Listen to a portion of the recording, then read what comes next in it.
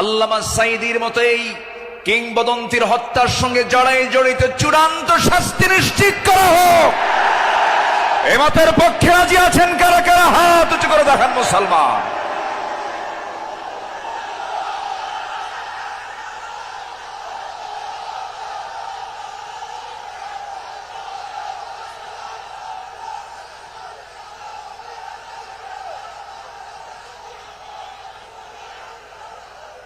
বসুন।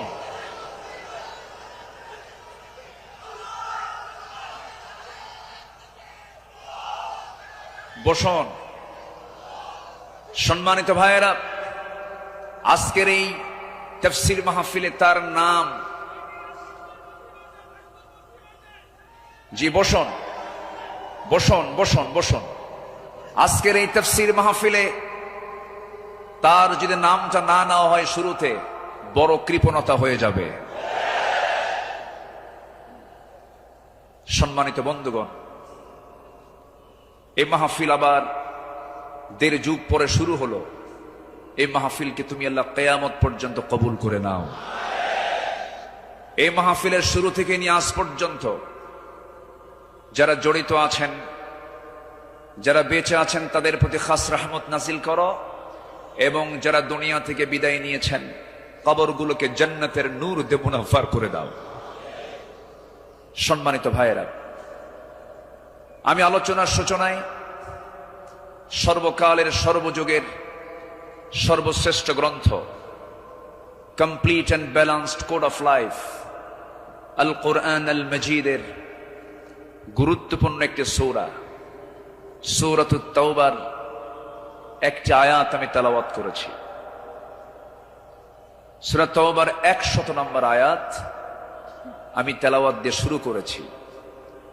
আয়াতটিকে সামনে রেখে কিছু কথা আমি বলতে চাচ্ছি। আল্লাহ যেন আমার মুখ থেকে সেই কথাগুলি বের করে দেন যে কথাগুলো মুসলিম উম্মার জন্য এই মুহূর্তে দারুণ প্রয়োজন। সম্মানিত হাজিরিন, এই পৃথিবীতে শ্রেষ্ঠ মানুষ হচ্ছেন আম্বিয়ে কেরাম, এবং পৃথিবীর প্রথম মানুষও একজন নবী ছিলেন, সাইয়্যিদানা আদম আলাইহিস সালাতু ওয়াস সালাম। এবং এটার সিলসিলা শেষ হয়েছে খাতামুন নবিয়্যিন, সরওয়ারে কায়নাত, রাহমাতুল লিল আলামিন, রাহমাত আলম, নবী মুকাররম জনাবে মুহাম্মদ রাসূলুল্লাহ সাল্লাল্লাহু আলাইহি ওয়াসাল্লাম। তার সময় এসে নবুয়তের এই সিলসিলা শেষ হয়েছে। এরপরে যাদের সম্মান মর্যাদা আল্লাহ পাক সবচাইতে বেশি দিয়েছেন তারা হচ্ছেন সাহাবায়ে কেরাম। আল্লাহ তাআলা তাদের সম্মান, তাদের মর্যাদা অনেক বেশি দিয়েছেন, এবং আল্লাহ নিজে তাদের শানে বলেছেন রাদিয়াল্লাহু আনহুম, আল্লাহ তাদের উপরে সন্তুষ্ট হয়েছেন।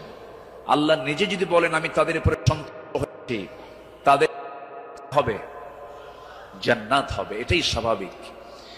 সেই সাহাবে কেরামদের জীবন থেকে কিছু কথা, আমার নবীর আদর্শে গড়া সাহাবীদের বিপ্লবী জীবন, মুমিনের অনুসরণীয় পথ, এই বিষয়ে আমি আজকে কিছু কথা বলতে চাচ্ছি। ওয়ামা তাওফীকি ইল্লা বিল্লাহ আলাইহি তাওয়াক্কালতু ওয়া ইলাইহি উনীব।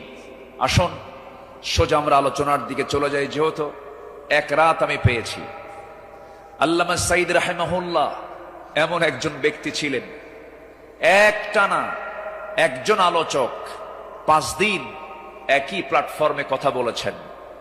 এমন রেকর্ড বাংলার জমিন আজ পর্যন্ত কেউ দেখাতে পারেন নাই। বলি আলহামদুলিল্লাহ, জোরে বলি আলহামদুলিল্লাহ। সম্মানিত হাজিরিন, আমরা যে কিতাব নিয়ে বসেছি, এই কিতাব আসমানি কিতাব। পৃথিবীর সকল কিতাব হলো দুনিয়ার, আর এই কিতাব হলো আসমানি, স্বতন্ত্র একটি কিতাব। আল্লাহ রাব্বুল আলামিন তার কালামে তার পরিচয় দিয়ে অনেক সূরার সামনে আগে এই কিতাবের সৌন্দর্য তুলে ধরেছেন, এই কিতাবের পরিচয় আগে তুলে ধরেছেন। যেমন কোরআন খোলার সঙ্গে সঙ্গেই আমরা পেয়ে যাই আমার রবের পরিচয়, আলহামদুলিল্লাহি রাব্বিল আলামিন। এরপরে আমরা যখন সেকেন্ড সূরাতে আসি তখন পেয়ে যাই এই কিতাবের পরিচয়, যালিকাল কিতাব লা রাইবা ফীহি। আবার আলে ইমরানে আসেন, এরকম পরিচয় পাওয়া যায়। সূরা ইয়াসিন, সূরা রহমান, সূরা ইউসুফ, অনেক সূরার শুরুতে আল্লাহ রাব্বুল আলামিন আগে এই কিতাবের সৌন্দর্য তুলে ধরেছেন। আল্লাহ রাব্বুল আলামিন বলেন, আর রহমান আল্লামাল কুরআন খালাকাল ইনসানা আল্লামাহুল বায়ান আশ-শামসু ওয়াল কমারু বিহুসবানিন ওয়ান নাজমু ওয়াশ-শাজারু ইয়াসজুদান। জোরে বলুন আল্লাহু আকবার। তিনি রহমান, যিনি বান্দাকে কোরআন শিক্ষা দিয়েছেন। আবার ইয়াসিনে চলে যান, ইয়াসিন ওয়াল কুরআনিল হাকীম ইন্নাকা লামিনাল মুরসালিন আলা সিরাতিম মুস্তাকিম। আল্লাহ রাব্বুল আলামিন এই কিতাবের পরিচয় অনেক সূরার শুরুতেই দিয়েছেন। আগে কিতাব সম্পর্কে বান্দা বুঝে নাও, সচরাচর অন্য কিতাবের মতো এই কিতাব এমনটা নয়। আল্লাহ রাব্বুল আলামিন এই বান্দার জন্য কিতাবটাকে কি করে দিয়েছেন? আল্লাহ রাব্বুল আলামিন বলেন, তিবিয়ানাল লিকুল্লি শাই, তোমার জীবনের জন্য যা কিছু প্রয়োজন সব আয়োজন আমি এর মধ্যে করে দিয়েছি, কোথাও যাওয়ার দরকার নাই। ফাআইনা তাযহাবুন ইন হুয়া ইল্লা যিকরুল লিল আলামিন লিমান শাআ মিনকুম আন ইয়াস্তাকিম ওয়া মা তাশাউনা ইল্লা আন ইয়াশা আল্লাহু রাব্বুল আলামিন। জোরে বলুন আল্লাহু আকবার। তুমি কোথায় যাও,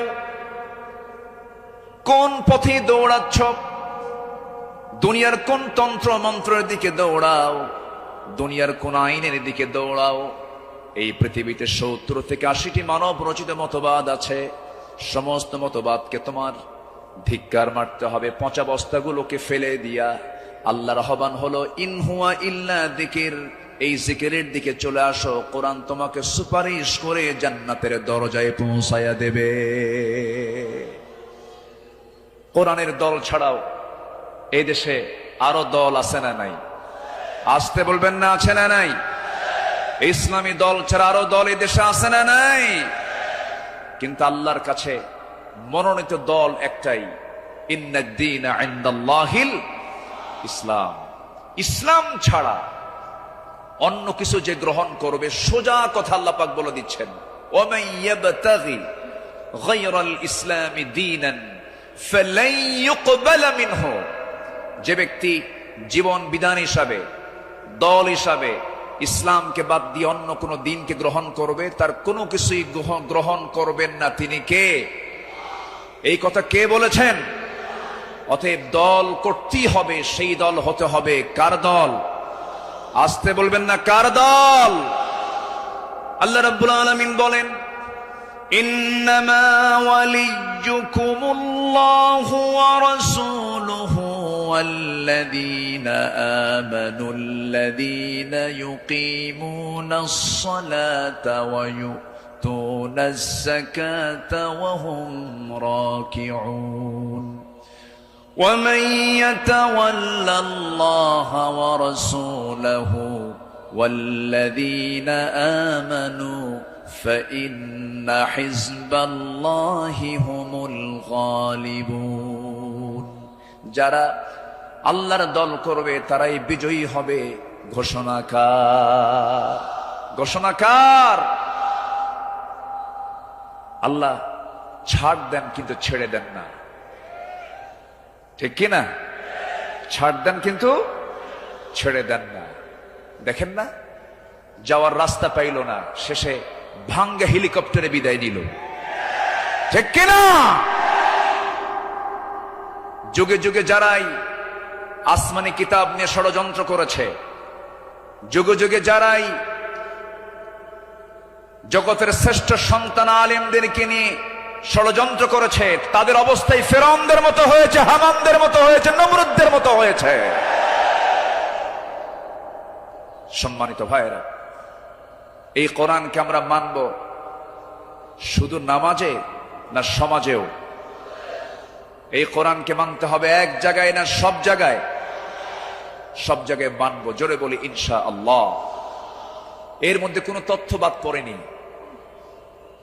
সব তথ্য আল্লাহ পাক এর মধ্যে দিয়েছেন। মিন শাইইন ওয়ালা আসগরা মিন যালিকা ওয়ালা আকবারা ইল্লা ফি কিতাবিম মুবিন। এমন কোন ছোট বিষয় নাই যা বাদ পড়েছে, আবার এমন কোন বড় বিষয় নাই যা বাদ পড়েছে। সব বলে দিয়েছেন তিনি আমার কে? আল্লাহ পাক। আল্লাহ তাআলা একটা সূরা নাজিল করেছেন, সূরাতুন নাহল, মৌমাছি। শতকের উপর শতক, হাজারো গবেষণার পরে সর্বপ্রথম 1973 সালে অস্ট্রিয়ান একজন বিজ্ঞানী কার্ল ভন ফ্রিশ মৌমাছির জীবন চক্র নিয়ে গবেষণা করে তিনি নোবেল পুরস্কার পান। তিনি এই বিষয়ে একটা বইও লিখেছেন যার নাম হলো দ্য ড্যান্সিং বিজ। তিনি সর্বপ্রথম ফটোগ্রাফির মাধ্যমে প্রমাণ করে দেখিয়েছেন মূলত ফিমেল ওয়ার্কার বি, মধু সংগ্রহ এবং মৌচাক নির্মাণের মূল কর্মী তারা। অথচ মহান রব্বুল আলামিন আজ থেকে ১৫০০ বছর আগে এই নারী কর্মী মৌমাছির কথা জানিয়ে দিয়েছেন কোরআনে ১৫০০ বছর আগে। জোরে বলি সুবহানাল্লাহ। আল্লাহ রব্বুল আলামিন বলেন, وَأَوْحَى رَبُّكَ إِلَى النَّحْلِ أَنِ اتَّخِذِي مِنَ الْجِبَالِ بُيُوتًا وَمِنَ الشَّجَرِ وَمِمَّا يَعْرِشُونَ। জোরে বলুন আল্লাহু আকবার। আমার বন্ধুগণ, নাম্বার 2 হলো আল্লাহ রাব্বুল আলামিন এই মৌমাছি যে তথ্যগুলো দিয়েছেন সেই তথ্যের হালে এসে তারা বলতেছে, কিন্তু ১৫০০ বছর আগে আল্লাহ রাব্বুল আলামিন তা জানিয়ে দিয়েছেন। আল্লাহ রানী মৌমাছিকে, স্ত্রী মৌমাছিকে ওহী দিয়ে জানাচ্ছেন, তুমি পাহাড়ে, গাছে এবং তারা যে গৃহ নির্মাণ করে তাতে নিবাস তোমরা বানায় নাও। জোরে বলি সুবহানাল্লাহ। নাম্বার 2, তিনি প্রমাণ করেছেন যখন একটি কর্মী মৌমাছি নতুন ফুলের বাগান বা উদ্যান খুঁজে পায়, তখন সে অন্য মৌমাছিদের সঠিক পথের দিক নির্দেশনা দেয়। কার্ল ভন ফ্রিচ এই নাচের নামটা দেন হচ্ছে ওয়াগল ড্যান্স, যা পৃথিবী জুড়ে সাড়া ফেলে। অথচ এই তথ্য কোরআনের কাছে অনেক পুরাতন। মহান আল্লাহ তাআলা ১৫০০ বছর আগে এটাও জানিয়ে দিয়েছেন। জোরে বলি সুবহানাল্লাহ। আল্লাহ রাব্বুল আলামিন বলেন, সুম্মা কুলি মিন কুল্লি সামারাতি ফাসলুকি সুবুলা রাব্বিকা যুলুলা। জোরে বলুন আল্লাহু আকবার।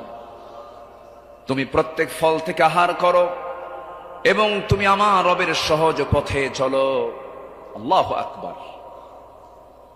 বিজ্ঞান হালে বলছে, কোরআন ১৫০০ বছর আগে বলছে। তাহলে এখন বলুন, বিজ্ঞান কোরআন বিজ্ঞান থেকে নিয়েছে না বিজ্ঞান কোরআন থেকে ধার করেছে?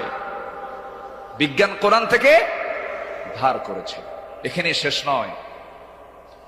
নাম্বার 3, বর্তমান সময়ে বিজ্ঞানীরা নিখুঁত গবেষণার মাধ্যমে প্রমাণ করেছেন আসলে মধু বের হয় মৌমাছির পেট থেকে। মৌমাছির পেট থেকে। এই আশ্চর্য তথ্যটিও মহান রব্বুল আলামিন ১৫০০ বছর আগেই জানিয়ে দিয়েছেন। সুবহানাল্লাহ।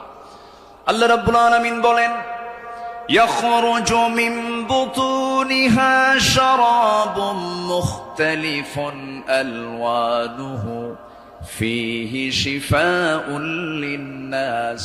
ইন্না ফি যালিকা লাআয়াতান লিকাওমিন ইয়াতাফাক্কারুন।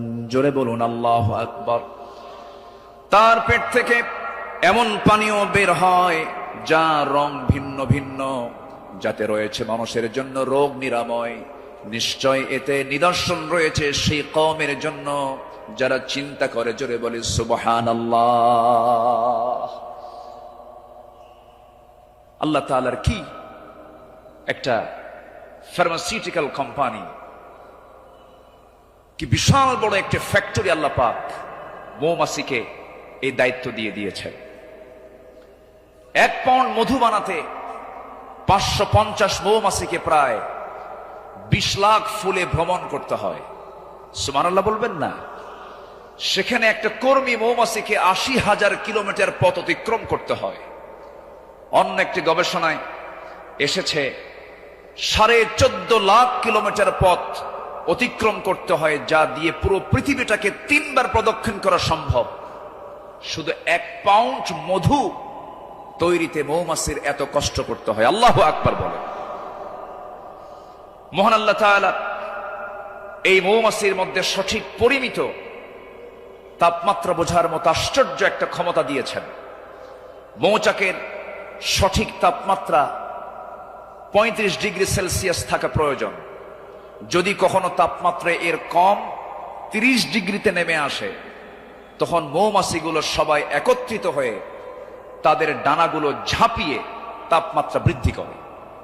জোরে বলে সুবহানাল্লাহ।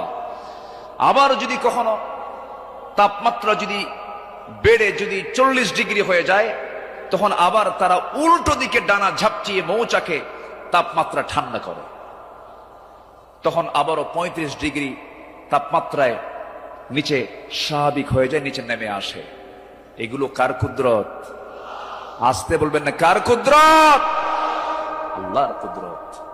সম্মানিত ভাইয়েরা, আল্লাহ রাব্বুল আলামিন এই কিতাবের ভিতরে হাদিদ নামে, লোহা নামে একটা সূরা নাজিল করেছেন। সূরার নাম কি? হাদিদ, লোহা। লোহা ছাড়া কিছুই হয় না। এই লোহা নিয়ে বিজ্ঞান গবেষণা করে বলছে, আধুনিক বিজ্ঞান বলতেছে লোহার সৃষ্টি পৃথিবীতে নয়, বরং লোহা এসেছে বহির জগৎ থেকে, আকাশ থেকে। কারণ পৃথিবীর পরিবেশে লোহা উৎপাদনের জন্য অনুপযোগী। কেননা সূর্যের যে তাপমাত্রা লোহা উৎপাদনের জন্য যথেষ্ট নয়। সূর্যের কেন্দ্রের তাপমাত্রা হলো 15 মিলিয়ন ডিগ্রি সেলসিয়াস, আর সূর্যের পৃষ্ঠে অর্থাৎ ফটোস্ফিয়ারের তাপমাত্রা হচ্ছে 5.5 থেকে 6,000 ডিগ্রি সেলসিয়াস। অথচ লোহা উৎপাদনের জন্য আনুমানিক 5 বিলিয়ন ডিগ্রি সেলসিয়াস প্রয়োজন। বিজ্ঞানীদের ধারণা কোন সুপারনোভা বিস্ফোরণ থেকেই এই লোহার আগমন ঘটে থাকতে পারে। অথচ মহান রব্বুল আলামিন 1500 বছর আগেই সূরা হাদিদে জানিয়ে দিয়েছেন আল্লাহ পাক লোহা নাজিল করেছেন।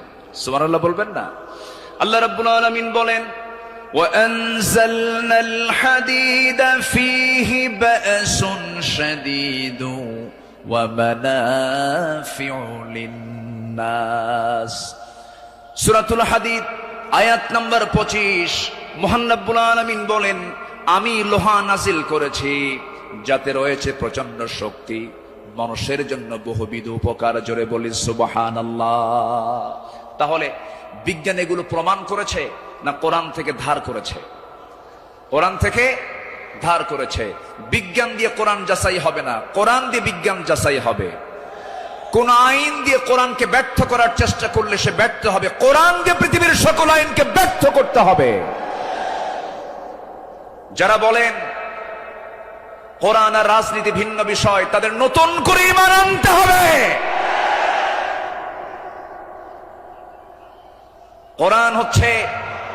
কোরআন হচ্ছে আইন এবং প্রশাসনের চলন্ত বিশ্বকোষ।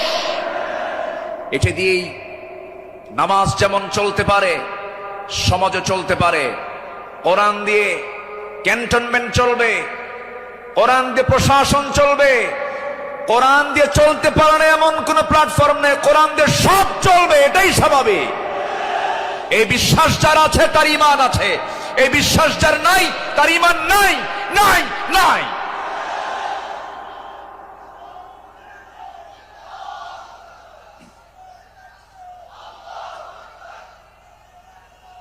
সম্মানিত ভাইয়েরা, সম্মানিত বন্ধুগণ, তাহলে সব সমস্যার সমাধান কি কোরআন করতে পারে? আসতে বলবেন না, পারে। এখন বাংলাদেশের সবচাইতে বড় সমস্যা কি জানেন? গদি সমস্যা। কি সমস্যা বলেন? গদি সমস্যার সমাধান তো মনে হয় কোরআনে নাই। একটা আয়াত আছে, আয়াতুল কুরসি। আয়াতুল কুরসি। কুরসিউন মানে কি? গদি। কুরসিউন মানে কি? গদি। গদিটা মূলত কার? আসতে বলবেন না, গদিটা মূলত কার? আল্লাহ। ক্ষমতা কারোই না, ক্ষমতা একমাত্র কার? আল্লাহ। কোরআন সম্পর্কে সংক্ষিপ্ত একটা ধারণা, আল্লাহর সিস্টেম মতোই, আল্লাহ এই পদ্ধতিতেই তিনি আলোচনা করেছেন। কোরআনে তার কথাগুলো এইভাবে আসছে। আসুন আমরা এখন মূল ওই আয়াতটার দিকে আমরা চলে যাচ্ছি। সম্মানিত বন্ধুগণ, আমার নবীর আদর্শে গড়া সাহাবীদের বিপ্লবী জীবন, মুমিনের অনুসরণীয় পথ। আমাদের পথ তো সেই পথ যে পথে আমার রাসূল চলেছেন, যে পথে সাহাবীরা চলেছেন। এই পথ ছাড়া আমাদের দ্বিতীয় কোনো পথ আছে? আসতে বলবেন না, আছে। সেই সাহাবীদের সম্মানটা কত! আল্লাহ রাব্বুল আলামিন বলেন, والسابقون الأولون من المهاجرين والأنصار والذين اتبعوهم بإحسان رضي الله عنهم ورضوا عنه وأعد لهم جنات تجري تحتها الأنهار خالدين فيها أبدا ذلك الفوز العظيم জোরে বলুন আল্লাহু আকবার। মুহাজির এবং আনসারদের মধ্যে যারা ঈমানে প্রথমে যারা অগ্রগামী হয়েছে এবং যারা নিষ্ঠার সাথে তাদের অনুসরণ করেছে, আল্লাহ তাদের সকলের প্রতি সন্তুষ্ট হয়েছেন, তারাও তার প্রতি সন্তুষ্ট হয়েছেন। আল্লাহ তাদের জন্য এমন জান্নাত রেখে দিয়েছেন যার নিচ দিয়ে নহর প্রবাহিত। আল্লাহ তাআলা সেই জায়গায় তাদেরকে চিরকাল রাখবেন, আর এটার চাইতে মহা সাফল্যের অন্য কিছু হতে পারে না। জোরে বলি সুবহানাল্লাহ। আমার ভাইয়েরা, যাদের প্রতি আল্লাহ রাজি হন তারাই তোমাদের অনুসরণীয় হওয়ার কথা। যারা আল্লাহর রহমত প্রাপ্ত বান্দা, যাদের দুনিয়াতে জান্নাতের সংবাদ দিয়েছেন, এমন 10 জন সাহাবী ছিলেন যাদেরকে আল্লাহ রাব্বুল আলামিন দুনিয়াতে জান্নাতের সংবাদ তাদের কানে শুনিয়ে দিয়েছেন। জোরে বলি সুবহানাল্লাহ। একজন সাহাবীকে যদি কেউ ফলো করতে পারে তার জন্য জান্নাত ইজি হয়ে যাবে। আস-সাহবাতু কান-নুজুম, সাহাবীরা হচ্ছে আকাশের নক্ষত্রের সমান। আল্লাহু আকবার বলেন। সম্মানিত ভাইয়েরা, মুমিনদের অনুসরণীয় যে পথ, আমি 10টা পয়েন্ট আমি কথা বলতে চাই। নাম্বার 1, আল্লাহ এবং রাসূলের প্রতি বিনম্র চিত্তে অটুট আনুগত্য। আল্লাহ এবং রাসূলের প্রতি বিনম্র চিত্তে অটুট আনুগত্য, এটা ছিল সাহাবীদের জীবনের সবচেয়ে বড় আমল। বলি আলহামদুলিল্লাহ। সম্মানিত ভাইয়েরা, আল্লাহ রাব্বুল আলামিন সুন্দর করে এই ব্যাপারে বলছেন। আল্লাহ রাব্বুল আলামিন বলেন, ইয়া আইয়ুহাল্লাযীনা আমানু আতিউল্লাহা ওয়া রাসূলাহু ওয়া লা তাওয়াল্লাউ আনহু ওয়া আনতুম তাসমাউন। জোরে বলুন আল্লাহু আকবার।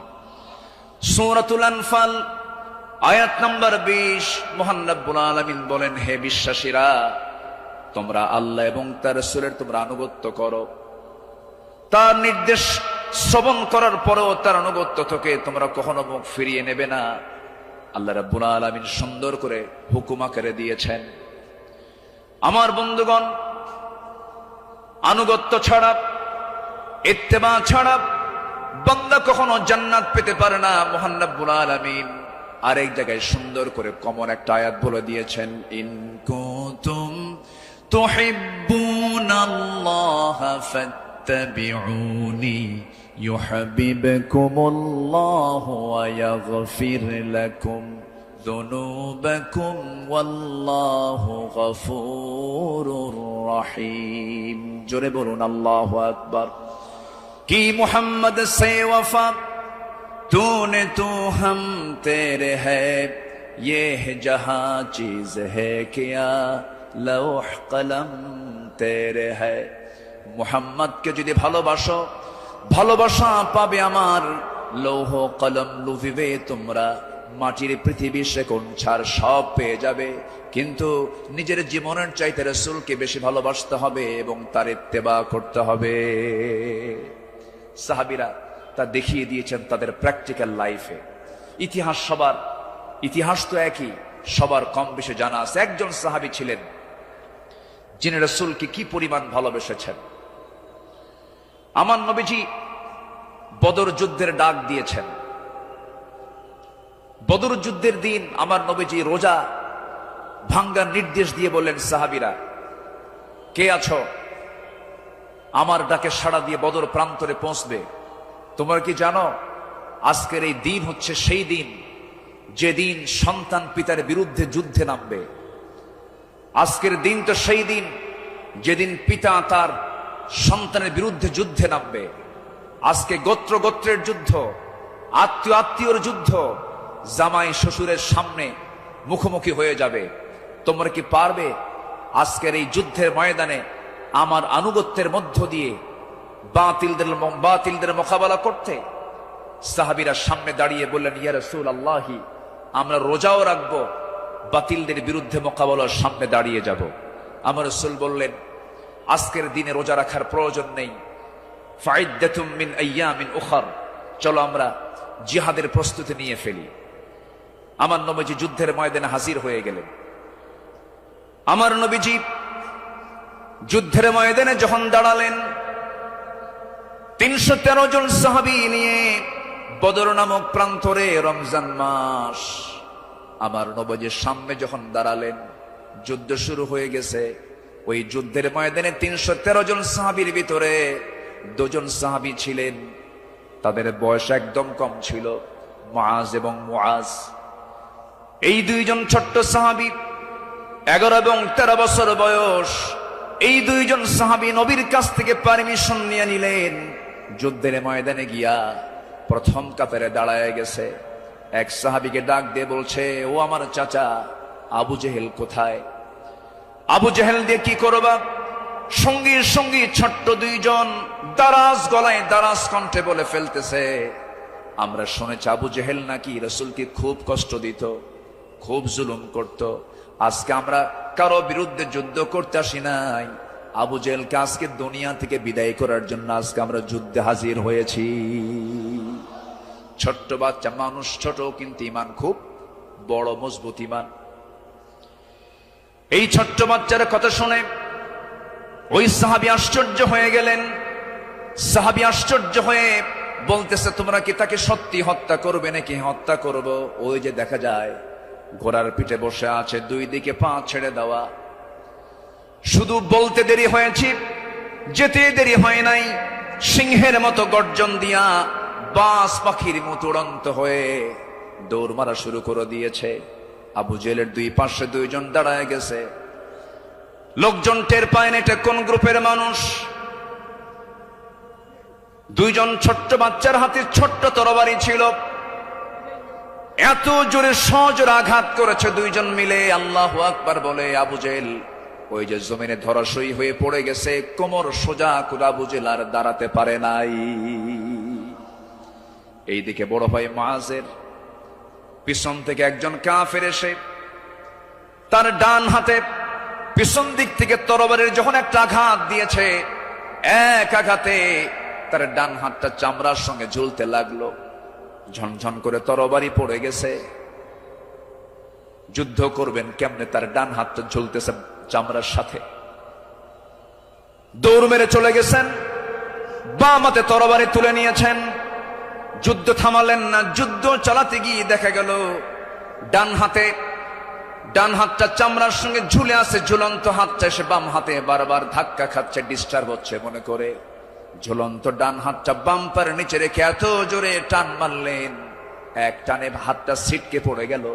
বাম হাতে যুদ্ধ চালাতে লাগলেন, বাম হাত পিছন দিকটাকে আঘাত করে তার কেটে ফেলে দিল। ঝনঝন করে তরবারি পড়ে গেছে, আর যুদ্ধ করতে পারছেন না। যুদ্ধ করবেন কেমনে, দুই হাতই তো চলে গেছে। আরেকজন কাফের এসে গর্দান বরাবর যখন আঘাত এনেছে, দুনিয়া থেকে এই ছোট্ট 13 বছরের নাবালক সন্তান দুনিয়া থেকে বিদায় নিয়ে গোটা বিশ্ববাসীকে জানান দিচ্ছে, ও পৃথিবীর মানুষ, আমরা দিন কায়েমের জন্য যে জীবন দিলাম, এমন করেই দিন কায়েমের পথে জীবনটা দিতে হয়। জোরে বলি সুবহানাল্লাহ, আরো জোরে বলি সুবহানাল্লাহ, আরো জোরে বলি সুবহানাল্লাহ। একটু জিকির করি লা ইলাহা, আওয়াজটা কম হচ্ছে, আরো জোরে লা ইলাহা। আওয়াজটা নাই, আওয়াজ কম হচ্ছে, বলেন যে কানে আওয়াজ দিতে হবে।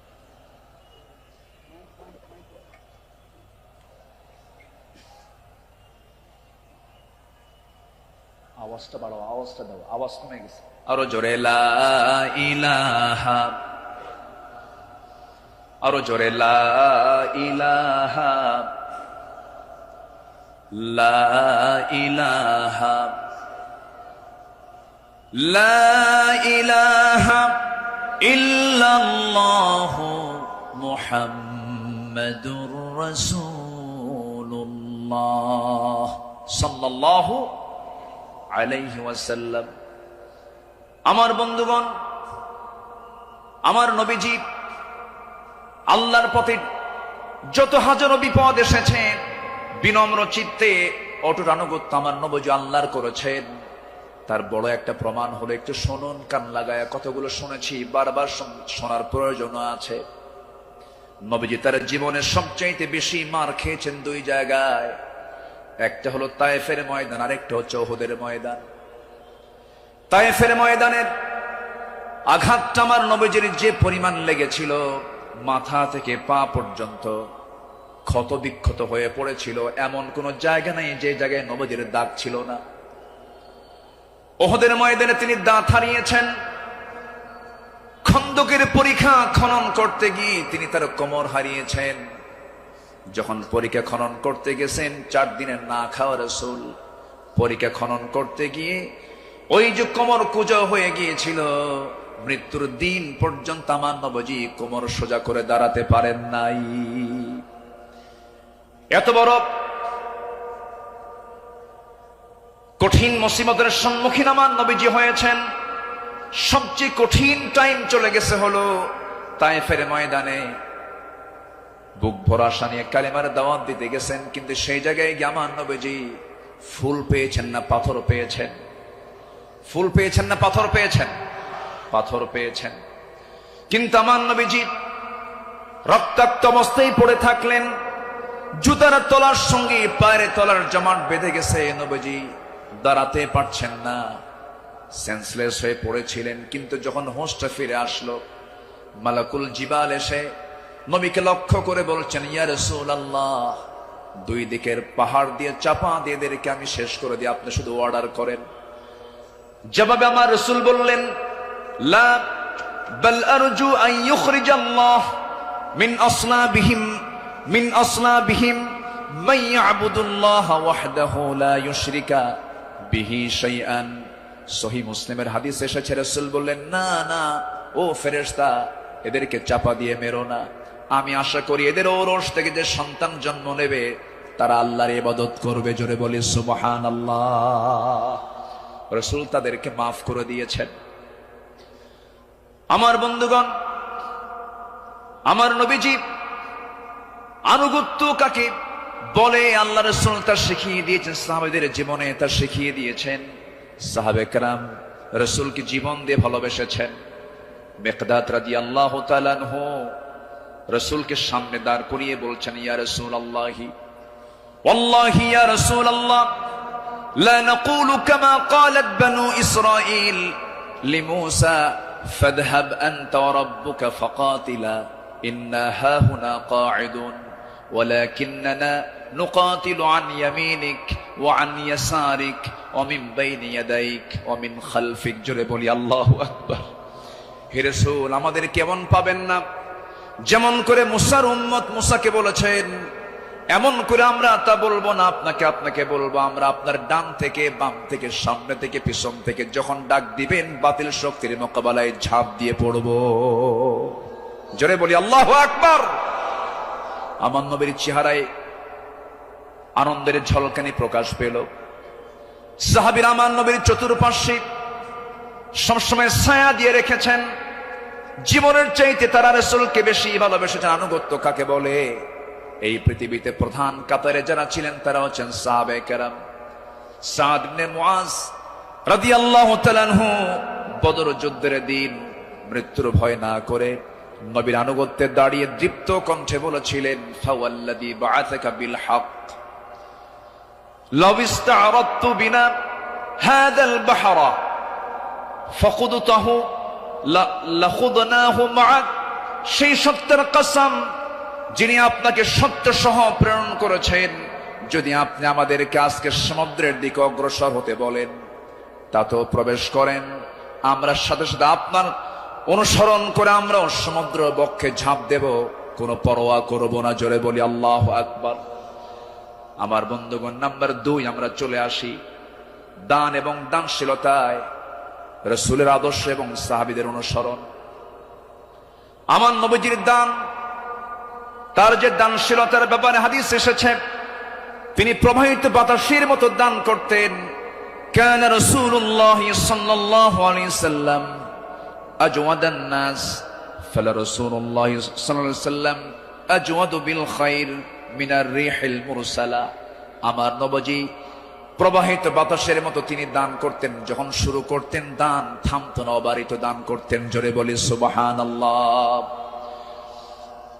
সাইয়েদনা ওমর ফারুক রাদিয়াল্লাহু তাআলা আনহু তিনি বলেন, তাবুকের প্রান্তরে বুক ভরা আশা নিয়া নবীর সামনে দাঁড়ালাম এবং মনে মনে ভাবলাম, সারা জীবন আমার বন্ধু আবু বকরের সঙ্গে কোনো ইবাদতের কম্পিটিশনে পারি নাই, আজকে আমি আবু বকরকে হারায়া ফেলবো। তিনি করলেন কি? সমস্ত সম্পত্তির অর্ধেক তিনি তাবুক অভিযানে তিনি দান করলেন। আব্দুর রহমান ইবনে আওফ রাদিয়াল্লাহু তাআলা আনহু 3 বস্তা সোনা দান করেছেন। সবার দান যখন শেষ হয়ে গেছে, আমার নবী অপেক্ষার প্রহর গুনছেন তার সারা জীবনের বন্ধু, 3 দিনের ছোট বড় হিজরতের রাতের সাথী সাইয়েদনা আবু বকর সিদ্দিক রাদিয়াল্লাহু আনহু তিনি কখন তাবুকের জন্য তিনি কি নিয়ে আসবেন, তার দানের পরিমাণ কি, তিনি অপেক্ষার প্রহর গুনছেন। নবীর সামনে যখন এসে দাঁড়ালেন, রাসূল লক্ষ্য করে বলছেন, ইয়া আবা বকর মা আবকাইতা লিহালিক। হে আমার আবু বকর, তোমার পরিবার পরিজনের জন্য তুমি কি রেখে এসেছো? তিনি জবাব দিতে নিয়ে বলছেন, ক্বালা বাকাইতু লাহুমুল্লাহ ওয়া রাসূলাহ। আমি আমার পরিবারের জন্য রেখে এসেছি শুধু আল্লাহ এবং আল্লাহর রাসূলকে, বাকি সব তাবুকের প্রান্তরের জন্য আমি দান করেছি। জোরে বলি সুবহানাল্লাহ। আমার নবীজি তার শানে বলেছেন, ওমা নাফানি মালু হাদিন কাত মা নাফানি মালু আবি বকর। আমার আবু বকরের অর্থ দিয়ে আমার যেমন উপকার হয়েছে, এমন উপকার আমার অন্য কারো দিয়ে হয় নাই। প্রতিটি মানুষের ইহসান পরিশোধ করতে পেরেছি আমি, রাসূল যে পরিশোধ করতে পেরেছি, কিন্তু আমার আবু বকরের ইহসান সমূহ এমন যে তার প্রতিদান কেবল আল্লাহ ছাড়া কেউ প্রতিদান দিতে পারবে না। জোরে বলি সুবহানাল্লাহ। আমার ভাইয়েরা, আল্লাহ রাব্বুল আলামিন সন্তুষ্টির জন্য বান্দাকে জানিয়ে দিচ্ছেন, বান্দা তোর দানটা হবে শুধুমাত্র আমার জন্য। দানের পুরস্কার হলো জান্নাত। সাহাবে কেরাম তা শিখিয়ে দিয়েছেন। আল্লাহ রাব্বুল আলামিন বলেন, মাসালুল লাযীনা ইউনফিকুনা আমওয়ালাহুম ফি সাবিলিল্লাহি কামাসালি হাববাতিন أنبتت 7 سنابل في كل سنبلة 100 حبة ওয়াল্লাহু ইউদাইফু লিমান ইয়াশা ওয়াল্লাহু ওয়াসিউন আলিম। জোরে বলুন আল্লাহু আকবার। যারা আল্লাহর পথে তাদের সম্পদ ব্যয় করে, তাদের উপমা হলো একটা বীজের মতো, যা উৎপন্ন করলো 7টা শীষ, প্রতিটি শীষে রয়েছে 100 দানা। তারা আর আল্লাহ যাকে চান তার জন্য এমন করেই বাড়িয়ে দেন। আল্লাহ হচ্ছেন সবচাইতে প্রাচুর্যময় এবং সর্ব বিষয়ে জ্ঞানী। জোরে বলি সুবহানাল্লাহ। নাম্বার 3 হলো আদল এবং ইহসানের মূর্ত প্রতীক ছিলেন রাসূল এবং সাহাবে কেরাম। আদল কাকে বলে, ইনসাফ কাকে বলে, ইহসান কাকে বলে, যদি আমরা মডেল হিসেবে গ্রহণ করব আমার নবী এবং সাহাবে কেরামকে। আল্লাহ রাব্বুল আলামিন এই শানে বলেছেন, ইন্নাল্লাহা ইয়া'মুরু বিল আদলি ওয়াল ইহসানি ওয়া ইতা'i যিল কুরবা ওয়া ইয়ানহা আনিল ফাহশাই ওয়াল মুনকারি ওয়াল বাগি ইয়া'iদুকুম লা'আল্লাকুম তাযাক্কারুন। জোরে বলুন আল্লাহু আকবার। আমার বন্ধুগণ, আদালত কাকে বলে? সাইয়েদনা ওমর ফারুক রাদিয়াল্লাহু তাআলা আনহু অর্ধ দুনিয়ার শাসনকর্তা। তিনি একদিন ঘোড়া কিনতে গেছেন বাজারে। কি কিনতে গেছেন? ঘোড়া কিনতে গেছেন। আজকের বাজারে যেমন হোন্ডা কিনতে যায়, গাড়ি কিনতে যায়, আগের যুগে মানুষ কিনতে যেত কি? ঘোড়া। সাইয়েদনা ওমর ফারুকের প্রয়োজন, ঘোড়া কিনতে গেছেন। ঘোড়াওয়ালার সঙ্গে কথা বললেন, দামাদামি করে নিলেন, ঘোড়া একটা কিনলেন, দামটা দিয়ে দিলেন, কেনা বেচা হয়ে গেছে, চুক্তি সম্পন্ন হয়ে গেছে। ঘোড়া কিনে নিয়ে বাড়িতে চলে আসবেন। কয়েক মাইল ঘোড়ার পিঠে তিনি চড়েছেন। কয়েক মাইল আসতে না আসতেই তার ঘোড়ার 4টা পা অকেজ হয়ে গেছে। 4 পা যখন অকেজ হয়ে গেছে, সাইয়েদনা ওমর ফারুক একটু ক্ষেপে গেলেন, রেগে গেলেন। রেগে গিয়ে সোজা চলে গেছেন সেই ঘোড়াওয়ালার কাছে গিয়ে বলছেন, ঘোড়াওয়ালা, তুমি আমাকে এমন ঘোড়া দিলে কেন? যে ঘোড়াটা আমি 4-5 মাইল যেতে না যেতে 4টা পায়ে তার অকেজ হয়ে গেছে, অসুস্থ ঘোড়া দিয়েছ, আমি এই ঘোড়া নেব না। সঙ্গে সঙ্গে ঘোড়াওয়ালা বলছেন, আমিরুল মুমিনিন, আমি আপনাকে যে ঘোড়াটা দিয়েছি সুস্থ ঘোড়া দিয়েছি। আপনি যখন আমার কাছ থেকে ঘোড়াটা কিনতে এসেছিলেন সেই সময় ঘোড়াটা সুস্থ ছিল। আপনার মালিকানা যাওয়ার পরে ঘোড়াটা অসুস্থ হয়ে পড়েছে। সাইয়েদনা ওমর ফারুক একটু খেপে গিয়ে বলছেন, অসুস্থ ঘোড়া আমি নেব না, ঘোড়া ফেরত নাও, টাকাটা আমাকে দিয়ে দাও। এবার ঘোড়াওয়ালা বলছে, আমিরুল মুমিনিন, আমি যত বলবো, আপনি যত বলবেন, কোনো ফায়সালা আসবে না। ঠিক আছে, আমার কথা এবং আপনার কথা দুটা নিয়ে আমরা চলুন, আমরা আদালতে যাই। কোথায় যাই? আদালতে চলে যাই। ইন্নাল্লাহা ইয়া'মুরু বিল আদল, আদালতের সম্মুখীন হয়ে যাই। সাইয়েদনা ওমর ফারুক রাদিয়াল্লাহু তাআলা আনহু তখন অর্ধ দুনিয়ার শাসনকর্তা। এই কথা শোনার সঙ্গে সঙ্গে তিনি তার সকল কথাকে তিনি অফ করে দিলেন, চোখ মেরে গিয়ে বলছেন, ঠিক আছে ঘোড়াওয়ালা, চলো আদালতে হাজির হই, চলো আদালতে ফয়সালা দিয়ে দেবে। চিন্তা করে দেখুন, অর্ধ দুনিয়ার শাসনকর্তা ওমর ফারুক সামান্য এক ঘোড়াওয়ালা মামলা দিচ্ছে, সেই মামলায় তিনি হাজির হচ্ছেন। চলে গেলেন আদালতে। আদালত চত্বরে গিয়ে যখন হাজির হলেন, বিচারালয়ের চেয়ারে বসা একজন কাজী যখন সাইয়েদনা ওমর ফারুককে দেখেছেন, দেখা মাত্রই তিনি দাঁড় হয়ে বলছেন, আমিরুল মুমিনিন, আপনি কেন আদালতে, কি হয়েছে? তিনি এবার বলছেন, বিচারপতি, আমি ঘোড়া কিনতে গেছি, ঘোড়া সে আমাকে অসুস্থ ঘোড়া দিয়েছে, আমি এই ঘোড়া নেব না, সেজন্য বিচার আদালত পর্যন্ত গড়িয়েছে, কি করা যায়? কাজী সুরাই ইবনুল হারিস আল কিন্দি রাহিমাহুল্লাহ সেই বিচারপতির নাম।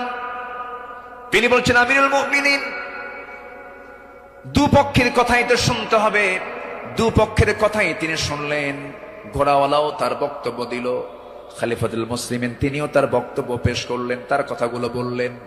দুজনের কথা শোনার পরে কাজী সুরাই ইবনুল হারিস আল কিন্দি রাহিমাহুল্লাহ এবার বলছেন, আমিরুল মুমিনিন, অবশ্যই আপনি সম্মানিত, আপনি খলিফাতুল মুসলিমিন, কিন্তু আদালতটাকে কায়েম করার জন্য আমি আজকে আপনার কাছে দুঃখ প্রকাশ করছি। আজকে এই আদালতের রায়টা আপনার পক্ষে যাবে না, এই রায়টা সম্পূর্ণ ঘোড়াওয়ালার পক্ষে চলে যাবে।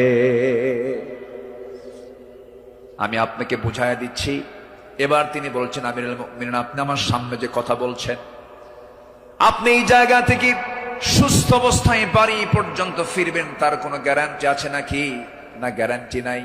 তাই যদি হয় যে ঘোড়াটা আপনি কিনে নিয়েছেন, সেই ঘোড়াটা সুস্থ অবস্থায় কিনেছেন, আপনার মালিকানায় যাওয়ার পরে ঘোড়াটা অসুস্থ হতেই পারে, অসুস্থ হয়ে গেছে, কিন্তু সেই ঘোড়াটা ফেরত দিয়া আপনার টাকা ফেরত নিবেন, এমনটা তো ইসলাম এলাও করে না।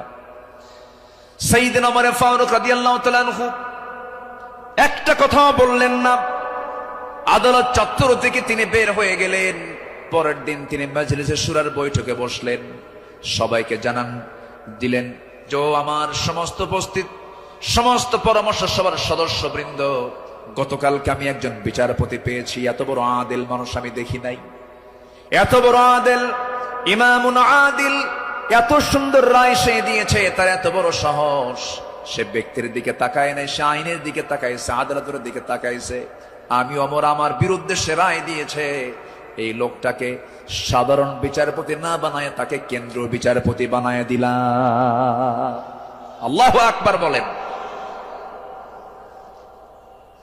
সম্মানিত ভাইয়েরা, সম্মানিত বন্ধুগণ, বিগত 16 বছর যে বিচারগুলো হয়েছে, প্রহসনের বিচার হয়েছে। অনেক মার কোল তারা শূন্য করেছে, অনেক আল্লাহর গোলামের উপরে তারা জুলুম করেছে। 2018 সালে হঠাৎ করে আমার বাড়ি চতুর্দিক থেকে কয়েকশো পুলিশ আমার বাড়ি ঘেরাও করে আমাকে ধরতে গেছে। বিশাল বড় সন্ত্রাসী তো, ধরতে গেছে। তো বললাম, ভাই কি সমস্যা কি, চলেন থানায় যেতে হবে। থানায় নিয়ে গেল, ওসির সামনে বসে আছি, দেখি ওসির চোখের ভিতরে পানি টলমল করছে, অশ্রুপূর্ণ চোখ। তো বললাম, আপনি কান্দেন কেন? হুজুর আমি আপনার খুব ভক্ত। তো ভক্ত তো ধরছেন কেন? বলে যে কি করব হুজুর, চাকরি বাঁচান তো ফরজ, সন্তানাদি আছে, কি করব, উপর থেকে খুব চাপ। হুজুর আপনি আমাকে মাফ করে দিয়েন। কি করবেন? চাকরি বাঁচান তো ফরজ। আমি বললাম, চাকরি বাঁচান ফরজ, ইমান বাঁচান নফল।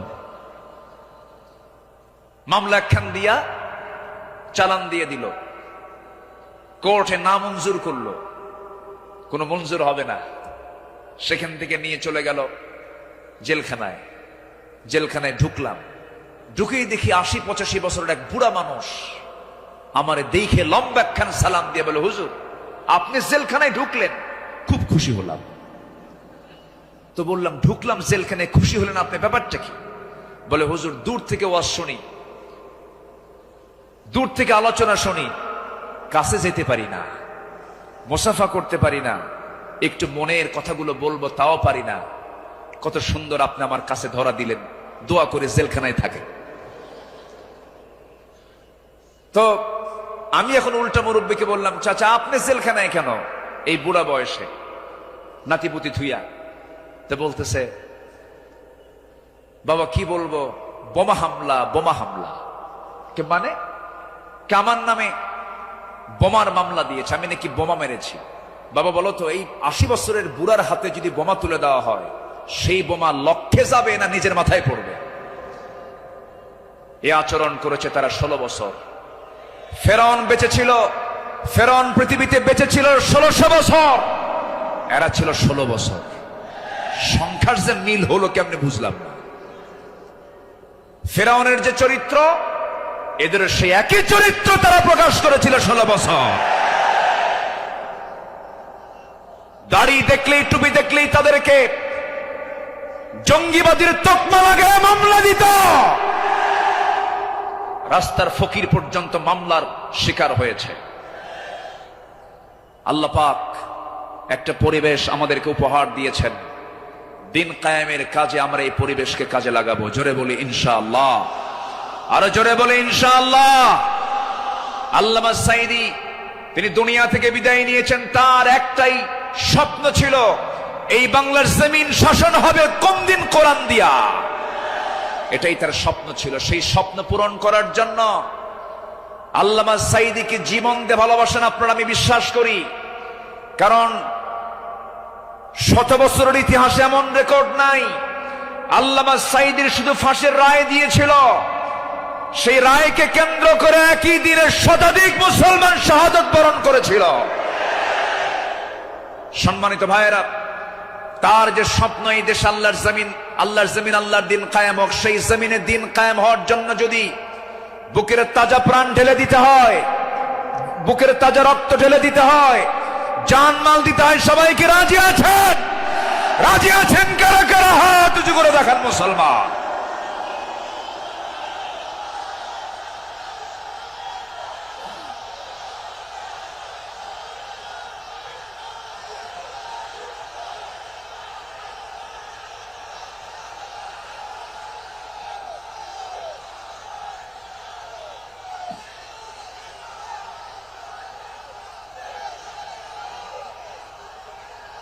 আল্লাহ কবুল করুন, জোরে বলি আমিন, আরো জোরে আমিন। হাত নামান, বসুন। আমি তো দাঁড়াতে বলি নাই, আপনি দাঁড়ালেন কেন? যে বসে পড়ুন। আমি কি আলোচনা চালাবো? আলোচনা চালাবো। আমার নির্দিষ্ট সময় কিন্তু শেষের দিকে প্রায়।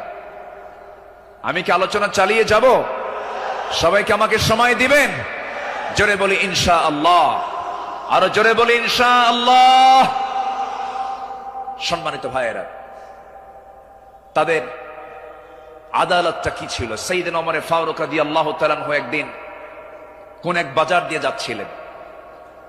হঠাৎ করে কোন এক সাহাবীর গায়ে হাতে ছিল ছোট্ট ছড়ি, লাঠি ছিল, লাঠি দিয়ে ঘুতা মেরেছেন। মজা করে একটা ঘুতা মারলেন। সেই সাহাবীও কিছু মনে করেন নাই। মাস 6 পরে সাইয়েদনা ওমর ফারুক রাদিয়াল্লাহু তাআলা আনহু তার সঙ্গে দেখা করে বললেন, বন্ধু চলো আমার বাড়িতে যাই।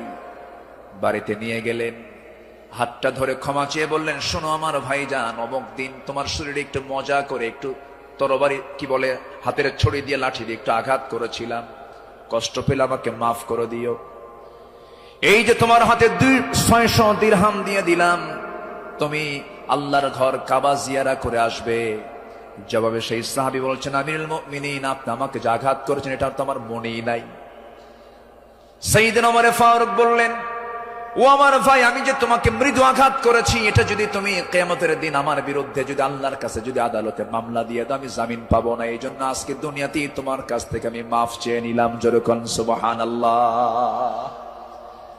সাইয়েদনা ওমর ফারুক রাদিয়াল্লাহু তাআলা আনহু এক বোতল মধু এনেছেন, রাষ্ট্রের মধু। সেই মধুগুলো নিয়ে এসে বাড়িতে স্ত্রীর সামনে দাঁড়িয়ে বলছেন, স্ত্রী, মধুগুলো আনলাম। এই মধু শুধু আমাদের ঘরের জন্য নয়, আমার প্রতিবেশী আরো 4 ঘর সহ আমার ঘর মোট 5টা ভাগ হবে। তোমাকে দায়িত্ব দিলাম, এই মধুটা ভাগ করো। স্ত্রীকে মধু ভাগের দায়িত্ব দিই। সময় যেতে না যেতেই একটু পরেই তিনি বলছেন, স্ত্রী মন খারাপ করো না, আমি তোমাকে মধুভাগের দায়িত্ব দেব না। মধুর বোতলটা নিয়ে নিলেন, আস্তে করে প্রতিবেশীর ঘরে চলে গেলেন।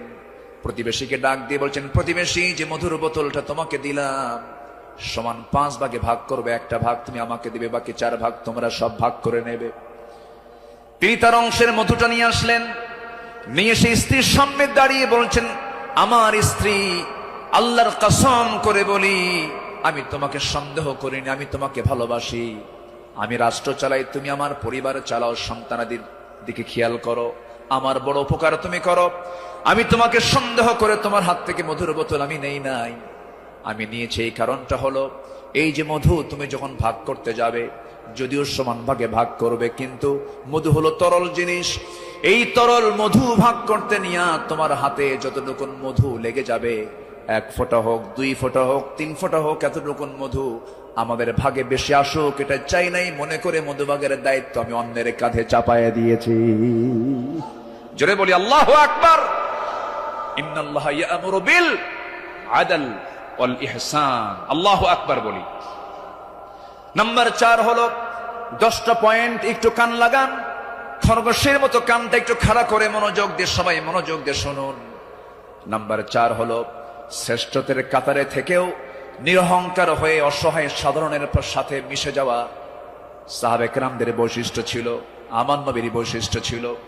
আল্লাহ রাব্বুল আলামিন অর্ডার করেছেন, وَأَخْفِضْ جَنَاحَكَ لِمَنِ اتَّبَعَكَ مِنَ الْمُؤْمِنِينَ।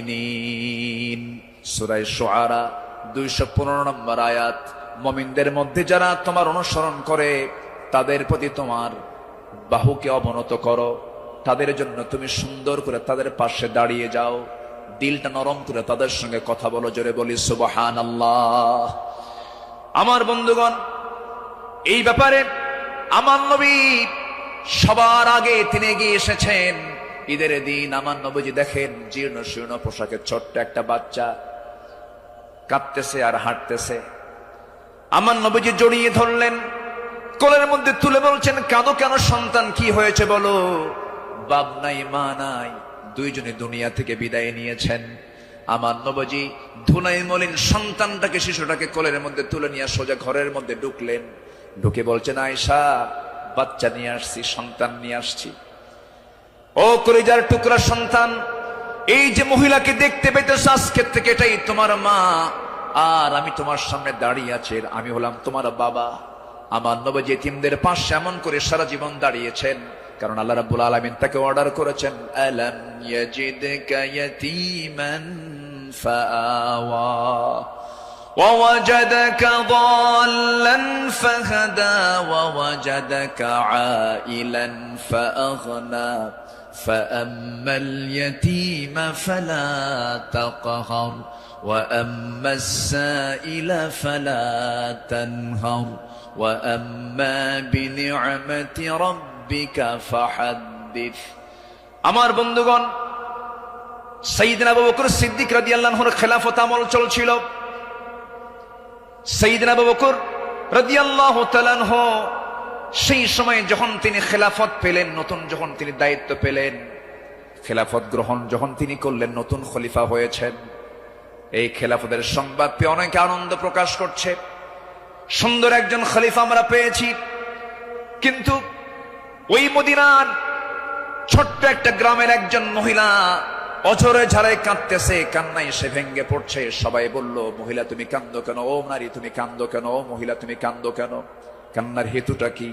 সঙ্গে সঙ্গে মহিলা বলতেছে, কান্নার কারণ হলো এমন একজন ব্যক্তি খেলাফতের দায়িত্ব পেয়েছে, যে লোকটা আমার বাড়ির প্রত্যেকদিন ছাগলটা দহন করে যেত, ছাগলের দুধটা দহন করত। আজকে সে খেলাফতের দায়িত্ব পেল, কিন্তু আমার এই ছাগলের দুধটা দহন করার মতো লোক আর আমি পাবো না, এই জন্য আমি কান্দি।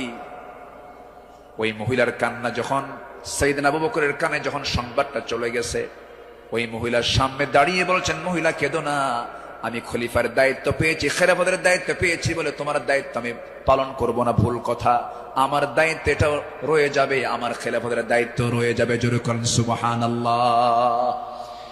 ইবনে আসাকার বলেন, সিরাত গ্রন্থে এসেছে, সাইয়েদনা আবু বকর সিদ্দিক রাদিয়াল্লাহু তাআলা আনহু একটা গ্রাম ছিল, একটা পল্লী ছিল, ছোট্ট একটা মহল্লা ছিল। ওই মহল্লার প্রত্যেক ঘরে ঘরে গিয়ে সাইয়েদনা আবু বকর প্রত্যেক ঘরের ছাগলগুলোর দুধ তিনি দহন করে দিয়ে আসতেন। যেরকম সুবহানাল্লাহ, আরো জোরে বলে সুবহানাল্লাহ। শ্রেষ্ঠত্বের কাতারে থেকেও নিরহংকারী হয়ে তারা জনগণের খাদেম ছিলেন, জনগণের খেদমত তারা করেছেন। রাতের বেলা একদিন তিনি খালি পায়ে হাঁটতেছেন। কি পায়ে বলেন? খালি পায়ে হাঁটতেছেন। সাইয়েদনা ওমর ফারুক দেখে বলছেন, আমিরুল মুমিনিন, আপনি খালি পায়ে হাঁটেন কেন? পাথরের আঘাতে আপনার চামড়া ফেটে তো রক্ত বের হয়ে যাবে, আপনি আহত হয়ে পড়বেন, রক্তাক্ত হয়ে যাবেন। তিনি বলছেন, ভাই ওমর, এই রাতের গভীর রাত্রিতে, গভীর নিশীথে আমি যদি জুতা পায়ে হাঁটতে যাই, পাথরের সাথে জুতার একটা আঘাত লাগবে, একটা শব্দ সৃষ্টি হয়ে যাবে। এই শব্দে যদি আমার নাগরিকের যদি ঘুমের ব্যাঘাত হয়, কিয়ামতের দিন আমাকে তার জন্য আসামির কাঠ গড়ায় দাঁড়াতে হবে। জোরে বলি আল্লাহু আকবার। ঢাকা থেকে নেতা আসিতেছেন চট্টগ্রাম, ঢাকা চট্টগ্রামের রোড 4 ঘন্টা বন্ধ। এমন নেতৃত্ব আমরা চাই না।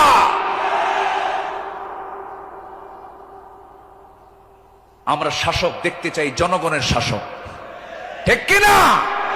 আমরা কিসের শাসক দেখতে চাই?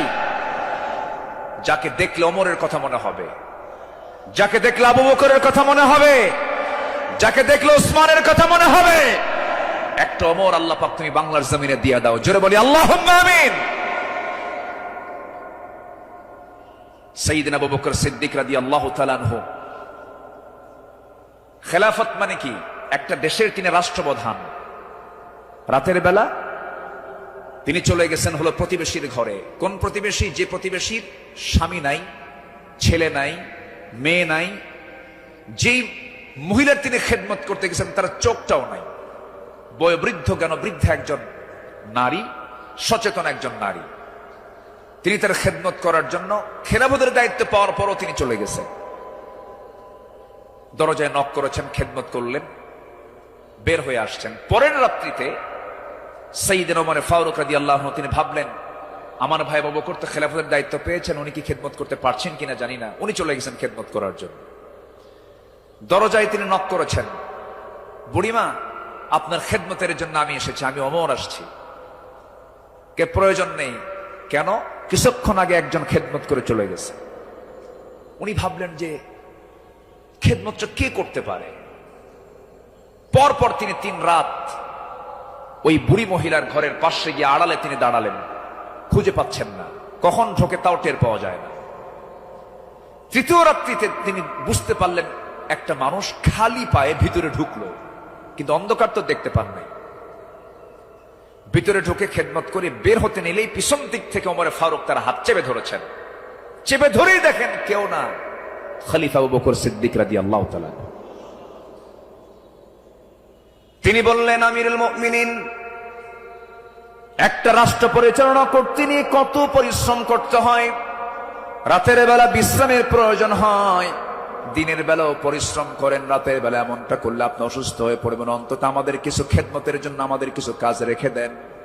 তিনি বলছেন, ভাই ওমর, হাসরের ময়দানে আমার আমলনামা তোমার পিঠে যাবে না, আমার কাজ আমাকে করতে দাও। মৃত্যুর দিন পর্যন্ত তিনি ওই মহিলার খেদমত করে তিনি দুনিয়া থেকে বিদায় নিয়েছেন। দ্বিতীয় খলিফা ওমর ফারুক রাদিয়াল্লাহু তাআলা যখন খেলাফতের দায়িত্ব পেলেন, ওই মহিলা জানেন না প্রথম খলিফা ইন্তেকাল করেছেন। খেলাফতের দায়িত্ব যেদিন পেয়েছেন সেই দিনই রাত্রেবেলায় ওমর ফারুক তিনি চলে গেছেন মহিলার ঘরে। দরজায় নক করে ভিতরে ঢুকেছেন। মহিলা জানেন না খাদেম চেঞ্জ হয়েছে।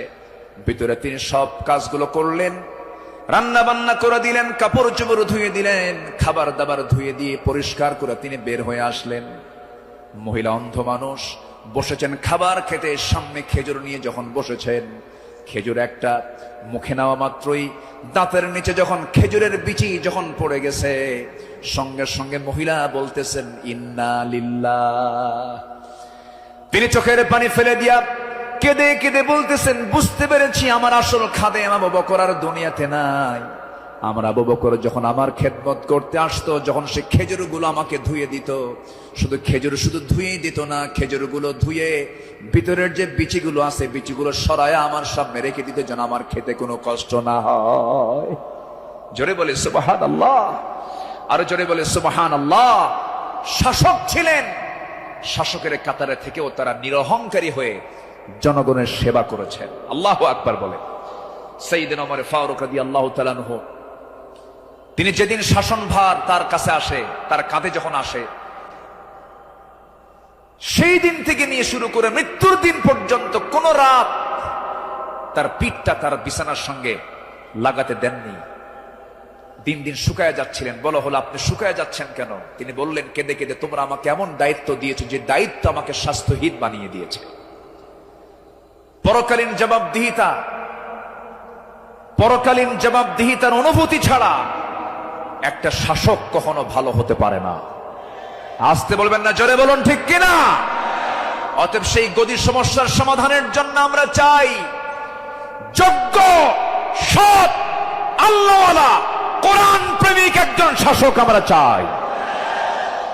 আল্লাহ কবুল করুন, আল্লাহ কবুল করুন। এই কথাটা কেন বললাম? কারণ এখন যে সরকারটা আছে, এটা কি স্থায়ী না অস্থায়ী? এই জন্য আলোচনার মধ্যে এই ফাঁকে এই কথাটা একটু বলে ফেললাম। সম্মানিত ভাইয়েরা, আমার সময় তো ফুরে যাচ্ছে, আমাকে শেষ করতে হবে। শেষ কি করে দেব? আলোচনা চলুক, হুজুর মরুক। জি, জোরে বলি ইনশাআল্লাহ, জি, আল্লাহ কবুল করুন, জোরে বলি আমিন। নাম্বার 5, সকল দুর্নীতি এবং অন্যায়ের বিরুদ্ধে কঠোর অবস্থান। আমার নবীরও ছিল, সাহাবে কেরামদের মাঝে এই বিষয়ে তারা খুব সতর্ক থাকতেন। আল্লাহ রাব্বুল আলামিন বলেন, ওয়ালা তাকুলু আমওয়ালাকুম বাইনাকুম বিল বাতিলি ওয়া তুদলু বিহা ইলাল হুক্কামি লিতাকুলু ফারীকাম মিন আমওয়ালিন নাসি বিল ইসমি ওয়া আনতুম তা'লামুন। জোরে বলুন আল্লাহু আকবার। তোমরা নিজেদের মধ্যে পরস্পরের সম্পদ অন্যায়ভাবে গ্রাস করো না, তা বিচারকদের নিকট উপস্থাপন করো না, যাতে অন্যের সম্পদের কিছু অংশ পাপের মাধ্যমে গ্রাস করতে পারো, যদিও তোমরা জানো কার কথা। আসতে বলবেন না, কার কথা। আরেক জায়গায় বলছেন, লা তাকুলু, তোমরা খেতে যেও না।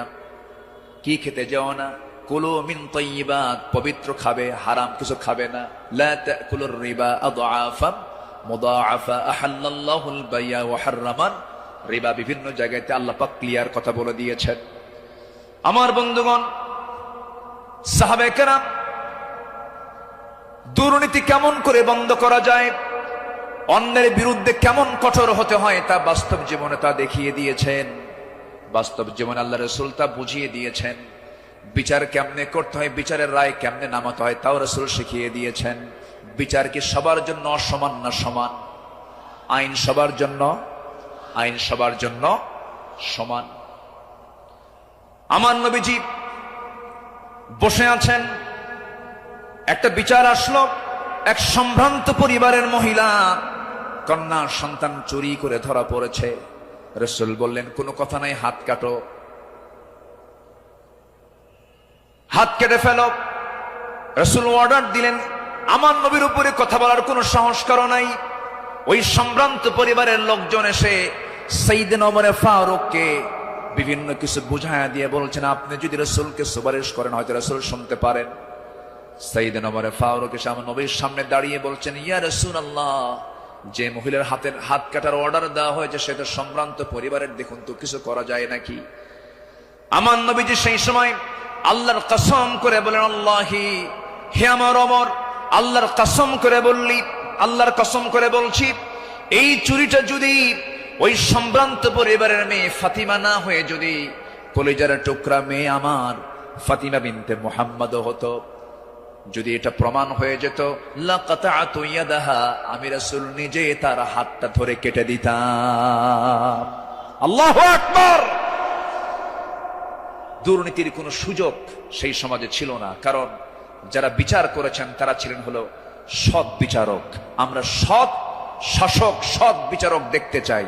আর সৎ শাসক এবং সৎ বিচারক সৃষ্টি তখনই হতে পারে যারা কোরআন সমাজে চায়। যারা সমাজে কি চায়?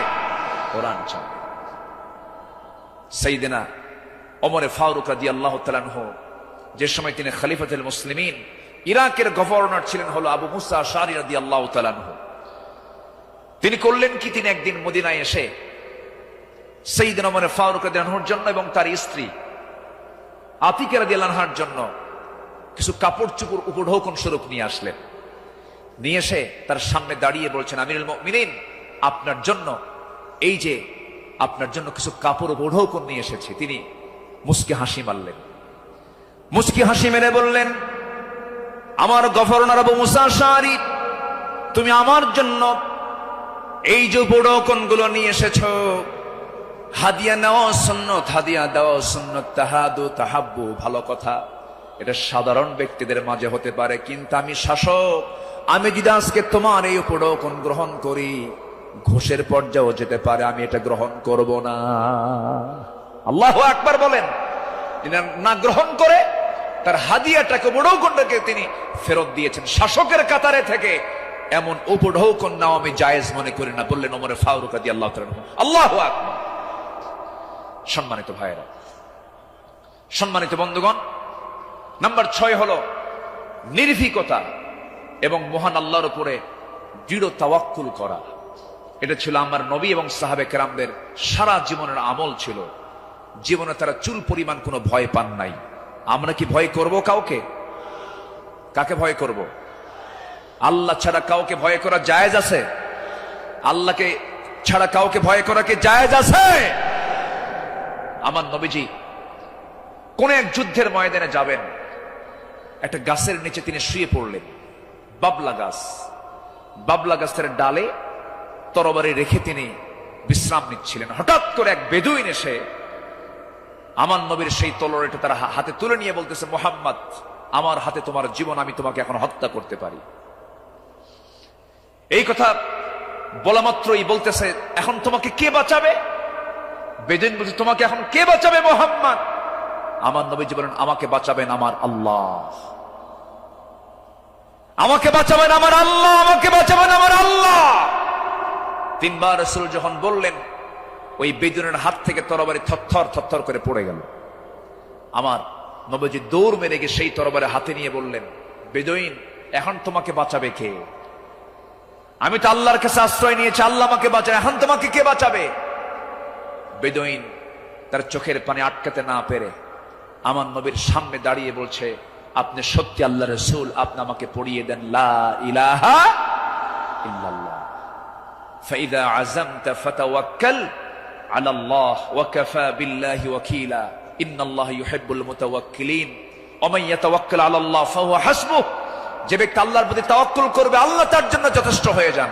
আমাদের ভরসা রাশিয়া নয়, আমেরিকা নয়, ইন্ডিয়া নয়, চায়না নয়, আমাদের কারো প্রতি ভরসা করার দরকার না। আমাদের ভরসা কে? আসতে বলবেন না, তিনি কে? আমাদেরকে বাঁচাবেন তিনি, যার হাতে আমাদের প্রাণ, তিনি সে আল্লাহ আমাদেরকে বাঁচাবেন। আল্লাহ কবুল করুন, জোরে বলি আমিন। ইসলাম গ্রহণ করেছেন 40 নম্বরে, 41 নম্বরে সাইয়েদনা ওমর ফারুক রাদিয়াল্লাহু তাআলা আনহু। ইসলাম কবুল করেই রাসূলের সামনে তরবারি রাসূলের পায়ের কাছে রেখে বললেন, ইয়া রাসূলুল্লাহ, আমাদের মুসলমানদের সংখ্যা কত? আমার রাসূল বললেন, ওমর, সাহাবীর সংখ্যা মাত্র 40 জন, 40 থেকে 41 জন। সাইয়েদনা ওমর ফারুক বলেন, এটাই বিশাল সংখ্যা।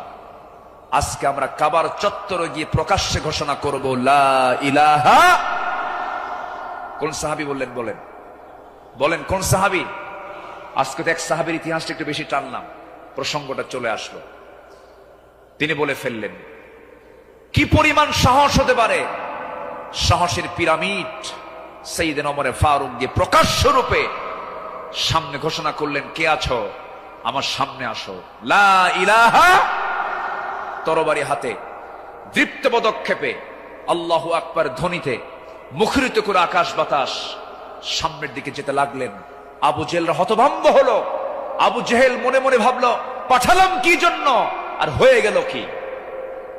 সাইয়েদনা ওমর ফারুক রাদিয়াল্লাহু তাআলা এত সাহসী ছিলেন, সেই বজ্র কণ্ঠের ওমর এখনো দরকার আছে না নাই? সেই বজ্র কণ্ঠের ওমর এখনো দরকার আছে না নাই? নতুন বাংলাদেশ তৈরি করার জন্য ওমর প্রয়োজন, আবু বকর প্রয়োজন। আমরা আবু বকরের মতো দৃঢ়চেতা হব, ওমরের মতো সাহসী হব, ওসমানের মতো ধৈর্যশীল হব, আলীর মতো লড়াকু সৈনিক হয়ে বাতিল শক্তির মোকাবেলায় আমরা ঝাঁপিয়ে পড়ব প্রয়োজনে। রাজি আছেন কারা কারা? হাত উঁচু করে দেখান মুসলমান।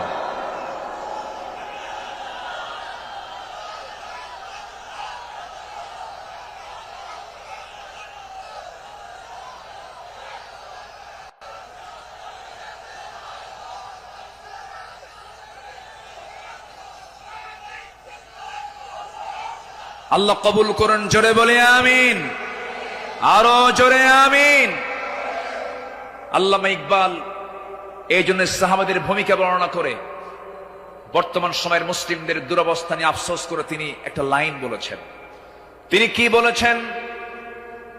সফহাওয়ার সে বাতিল কো মিটায়া কিসনে, নোয়ে ইনসা কো গোলামি সে ছড়াইয়া কিসনে, मेरे काबे को जमीनों से बचाया किसने, मेरे कुरान को सीनों से लगाया किसने, थे तू अबाओ तुम्हारे ही मगर तुम क्या हो, हद पर हद दहरे মুনতাজিরে ফরদা হো।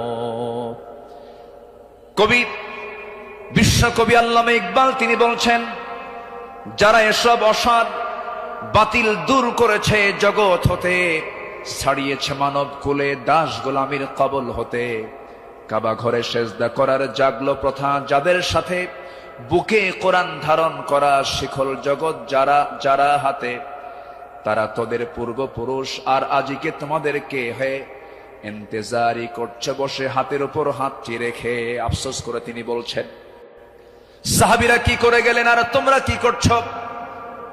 তোমরা এক একটা ওমর হয়ে যাও, এক একটা আবু বকর হয়ে যাও, জান্নাত পাওয়ার জন্য সাহাবীদের অনুসরণটাই তোমার জন্য যথেষ্ট হয়ে যাবে। জোরে বলি সুবহানাল্লাহ। নাম্বার 7 হলো নিজ দায়িত্বের ভারে অস্থির চিত্ততা নিয়ে আমার রাসূল চলতেন, সাহাবে কেরামও চলতেন। আমার নবীজি বিদায় হজের ভাষণের দিন আমার নবীজি কেঁদে অস্থির হয়ে যাচ্ছিলেন। সাহাবে কেরামকে লক্ষ্য করে বলছেন, ওয়া আনতুম তুসআলুনা আন্নী ফামা আনতুম কাইলুন, আমার ব্যাপারে প্রশ্ন করা হলে তোমরা কি বলবে? সাহাবীরা বললেন, নাশহাদু আন্নাকা ক্বাদ বাল্লাগতা ওয়া আদাইতা ওয়া নাসাহতা, আমরা সাক্ষ্য দেব আপনি দায়িত্ব পালন করেছেন, আপনি উপদেশ দিয়েছেন। এই কথা শুনে আমার নবীজি শাহাদাত আঙ্গুলি উঁচু করে আকাশের দিকে লক্ষ্য করে আল্লাহকে বলছেন, আল্লাহুম্মা শাহাদ, আল্লাহুম্মা শাহাদ, আল্লাহুম্মা শাহাদ। আল্লাহ তুমি সাক্ষী থাকো, আল্লাহ তুমি সাক্ষী থাকো, আমার সাহাবীরা আমার পক্ষে কথা বলছে। আল্লাহু আকবার বলে। নিজের দায়িত্ব নিয়ে রাসূল খুব অস্থির চিত্ততা প্রকাশ করতেন মাঝে মাঝে। আমার বন্ধুগণ, আমার নবীজি মাঝে মাঝে এত পরিমাণ কাঁদতেন, কান্নার পরিমাণ এত হতো, আমার নবীজি যখন সেজদায় পড়ে যেতেন না, সেই শরীফের হাদিসে এসেছে, পানি গরম হলে পরে টকবক যেমন আওয়াজ হয়, ফুটন্ত পানি যেমন টকবক টকবক আওয়াজ করে, আমার নবীজি সেজদার সময় এত পরিমাণ কাঁদতেন। আমার নবীজির সেজদার সময় যে মুখ থেকে কান্নার আওয়াজটা বের হতো টকবক করা পানির মতো, এত কাঁদতেন তিনি। কেন কাঁদতেন, কি জন্য কাঁদতেন? তিনি শুধু চেয়েছেন, ও আল্লাহ, আমার উম্মতকে তুমি জাহান্নাম দিবা না, আমার উম্মতকে তুমি জান্নাত দিবা। তিনি তার নিজের জন্য বেশি কেঁদেছেন না, উম্মতের জন্য বেশি কেঁদেছেন, উম্মতের জন্য বেশি কেঁদেছেন। আমার বন্ধুগণ, এই জন্য এই পৃথিবীতে সবচাইতে বেশি ভালোবাসবে 1 নাম্বার কাকে বলেন? আসতে বলবেন না কাকে। নাম্বার 2 হচ্ছে মুহাম্মদ সাল্লাল্লাহু আলাইহি ওয়াসাল্লামকে আমরা ভালোবাসবো। তিনিও ভালোবেসেছেন।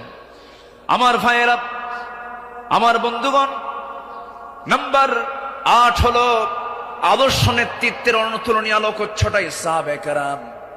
সাহাবে কেরামকে আল্লাহ রাব্বুল আলামিন অনেক সম্মান দান করেছেন। লাকাদ আরসালনা রুসুলানা বিল বাইয়িনাতি ওয়া আনজালনা মাআহুমুল কিতাবা ওয়াল মিজানা লিয়াকুমান নাসু বিল কিসত। জোরে বলুন আল্লাহু আকবার। আমার বন্ধুগণ, সময় যেহেতু কম, শেষের দিকে আস্তে আস্তে চলে যাচ্ছি। নাম্বার 9 হলো তাকওয়ার উজ্জ্বল দৃষ্টান্ত ছিলেন আমার নবী এবং সাহাবে কেরাম। লাকিনিল্লাযীনা তাকাও রাব্বাহুম লাহুম জান্নাতুন তাজরি মিন তাহতিহাল আনহার আল-আনহারু খালিদিনা ফিহা নুজুলাম মিন ইনদিল্লাহ ওয়া মা ইনদাল্লাহি খায়রুল লিল আবরার। জোরে বলুন আল্লাহু আকবার। যারা নিজেদের প্রতিপালককে ভয় করে চলে, তাদের জন্য আছে এমন সব উদ্যান, এমন সব জান্নাত যারা তলদেশ দিয়ে নহর প্রবাহিত। আল্লাহর পক্ষ থেকে অতিথিয়তা স্বরূপ তারা সর্বদা সেখানে থাকবে। আল্লাহর নিকট যা কিছু আছে পুণ্যবানদের জন্য তাই হলো শ্রেষ্ঠ। জোরে বলি সুবহানাল্লাহ। তাকওয়া কাকে বলে সাহাবে কেরাম শিখিয়েছেন, তাকওয়া কাকে বলে আম্বিয়ে কেরাম শিখিয়েছেন। বিশেষ করে আমার নবীজি তাকওয়ার তিনি মূর্ত প্রতীক ছিলেন। আমার বন্ধুগণ, নাম্বার 10 হলো, নাম্বার 10 সর্বশেষ যেটা, সেটা হলো আল্লাহর কাছে বিনম্র চিত্তে অশ্রু ঝরানো, চোখের পানি ফেলে ফেলে কাঁদা। এই দুনিয়াতে আমি যখন জন্ম নিয়েছি আমার প্রথম ভাষা ছিল হাসা না কাঁদা, হাসি না কান্না। মার পেট থেকে দুনিয়াতে এসে আমি কেঁদেছি না হেসেছি? কেঁদেছি। মূলত এই জায়গাটা হলো, এই দুনিয়াটা হলো কান্নাকাটি করার জায়গা। হাসির জায়গা হলো জান্নাত, আনন্দের জায়গা হলো জান্নাত। জান্নাতে গিয়ে বান্দার জীবনের সমস্ত আনন্দ সেই জান্নাতই সে ভোগ করবে। হুজিবাতুল জান্নাতু বিল মাকারিহ, হুজিবাতুন নারু বিশ শাহাওয়াত। আমার বন্ধুগণ, আমার নবীজি যখন কাঁদতেন, অস্থির হয়ে যেতেন, তার চোখের কোনা বেয়ে বেয়ে টপ টপ করে পানি পড়তো, দাড়িগুলো ভিজে যেত, কপাল ফুলে যেত, হাঁটুগুলো ফুলে যেত। ঘন্টার পরে ঘন্টা সেজদায় পড়ে কেঁদেছেন, কারণ আল্লাহ পাক তার সামনে বলেছেন, ওয়া মিনাল লাইলি ফাতাহাজ্জাদ বিহি নাফিলাতাল লাক আসা আন ইয়াবআসাকা রাব্বুকা মাকামান মাহমুদা। জোরে বলুন আল্লাহু আকবার। আরেক জায়গায় বলছেন, ওয়াল্লাযীনা ইয়াবীতুনা লিরাব্বিহিম সুজ্জাদান ওয়া কিয়ামা والذين يقولون ربنا اصرف عنا عذاب جهنم إن عذابها كان غراما إنها ساءت مستقرا ومقاما। আল্লাহর যারা বান্দা হবে, রাত গভীর হয়ে যাবে, সবাই ঘুমের সাগরে হাবুডুবু খাবে, কিন্তু আল্লাহর পছন্দের বান্দা যারা, তারা তো জানেই আল্লাহ সব সময় প্রথম আকাশে আসেন না। আল্লাহ তাআলা প্রথম আকাশে আসেন কোন সময়? বলুন কোন সময়? কোন সময়? কোন সময়? কোন সময়? শেষ রাত্রিতে চলে আসেন। ফিস সামাঈদ দুনিয়া আলা মিন মুস্তাগফিরিন ফাগফির লাহ। কোন ক্ষমা প্রার্থী আছে আমার কাছে ক্ষমা চাবে? সেই সময় আল্লাহ পাক দুনিয়ার আকাশে চলে আসেন। আল্লাহর পছন্দের বান্দা এই চান্সটা ছেড়ে দেন না। শেষ রাত্রে উঠে চোখের পানি ফেলে শিশুর মতো যারা কান্দাকাটি করবে, আল্লাহর কাছে যারা রোনাজারি করবে, আপনি কি জানেন 7 সমুদ্রের পানি দিয়ে জাহান্নাম নিভতে পারে না, কিন্তু বান্দা যদি আল্লাহর ভয়ে 1 ফোঁটা চোখের পানি ফেলতে পারে, 1 ফোঁটা চোখের পানি 7টা জাহান্নামকে নিভাইয়া দিতে পারে। আমরা কাঁদবো কার কাছে? আসতে বলবেন না, কাঁদবো কার কাছে? পৃথিবীতে কান্নাকাটি করার জায়গা কয়টা? বলেন কয়টা জায়গা? এক জায়গা। কার কাছে? আল্লাহর কাছে আমরা চোখের পানি ফেলে ফেলে কাঁদবো, আল্লাহর কাছে আমরা রোনাজারি করব।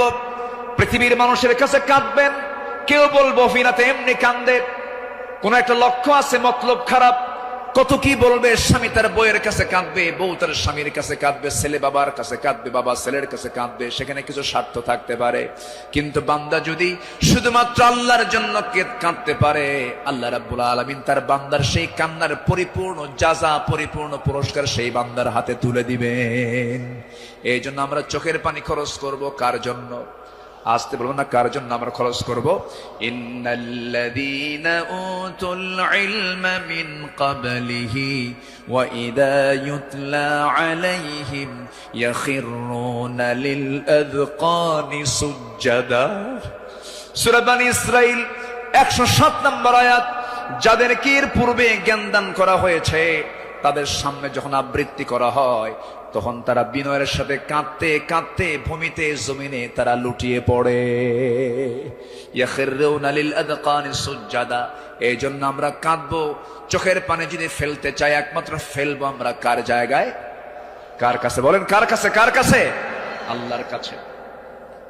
সাইয়েদনা ওমর ফারুক রাদিয়াল্লাহু তাআলা একদিন বসে আছেন, তার পাশে এক সাহাবী বসে একটা হাদিস বর্ণনা করছিলেন। মিসকাল হাববাতিন মিন কিবার, যার মধ্যে যাররা পরিমাণ অহংকার কাজ করবে, লা ইয়াদখুলুল জান্নাহ, সে ব্যক্তি জান্নাত পাবে না। ওমর ফারুক সেই জায়গা থেকে লাফ মেরে গিয়ে জমিনে লুটিয়ে পড়লেন। গোটা শরীর তিনি ধুলায় মলিন করলেন, আর বলেন, ওমর, তোকে মানুষ খলিফা বলে, তোকে মানুষ শাসক বলে, ওমর তোর মধ্যে মনে হয় অহংকার ঢুকে গেছে, আল্লাহ তোকে মাফ করবে না।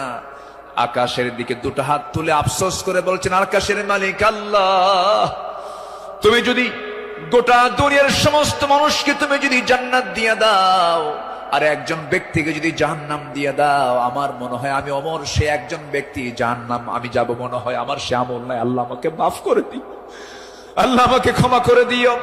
এরকম করে তারা আল্লাহর সামনে চোখের পানি ফেলে ফেলে কেঁদেছেন। একজন সাহাবীর কাছে মুনাফিকের তালিকা ছিল, সেই সাহাবীর কাছে মাঝে মাঝে ওমর ফারুক যেতেন, গিয়ে বলতেন, ভাই ওমর দেখো তো মুনাফিকের তালিকার মধ্যে আমি ওমর, আমার নামটা আছে নাকি, আমার নামটা আছে নাকি? সাহাবী বলতেন, ভাই ওমর আপনার নাম থাকবে কেন, আপনি তো জান্নাহ, ওমর ফিল জান্নাহ। তিনি উত্তরে বলতেন, ভাই রে আমার মন বলছে কেন যেন মনে হয় আমি কি মুনাফিকের কাতারে চলে গেলাম কিনা।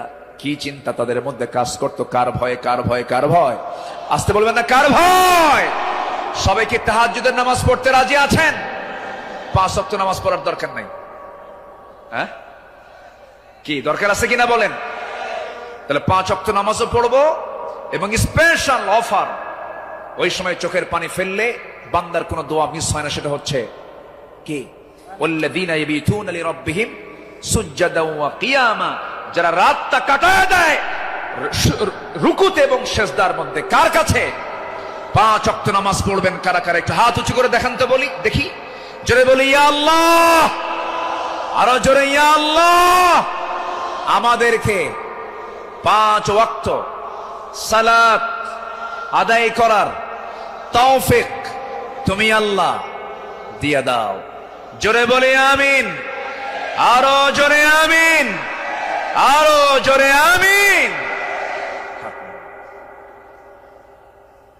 আসুন, যেহেতু আজকে প্রথম রজনী, আগামীকালকেও মাহফিল আছে, সবাই আসবেন কিনা? আমরা এই 5 দিন নিয়মিত মাহফিল আসবো, জোরে বলি ইনশাআল্লাহ। এই মাহফিল চট্টগ্রামবাসীর জন্য একটা বড় নিয়ামত। আল্লাহ তুমি এই মাহফিলকে কবুল করো, জোরে বলি আল্লাহুম্মা আমিন। আমরা আর সময় ক্ষেপণ করব না, যেহেতু আগামীকালকেও এখানে মাহফিল আছে, পরশু আছে, তারপরের দিন আছে, প্রত্যেক দিন নতুন নতুন মেহমান এবার সিলেকশন হয়েছে। কুল্লু জাদীদুন লাযীযুন, আসবেন, এক একটা ফুলের এক একটা ঘ্রাণ আপনারা নেবেন ইনশাআল্লাহ। আল্লাহ পাক এই মাহফিলকে কবুল করুন, এই মাহফিলের কমিটির বৃন্দের সকল খেদমতকে আল্লাহ পাক কবুল করুন। অধ্যক্ষ মোহাম্মদ তাহের সাহেব আমার বাম পাশে বসা, আল্লাহ তুমি তার সকল খেদমতকে তুমি আল্লাহ কবুল করে নাও।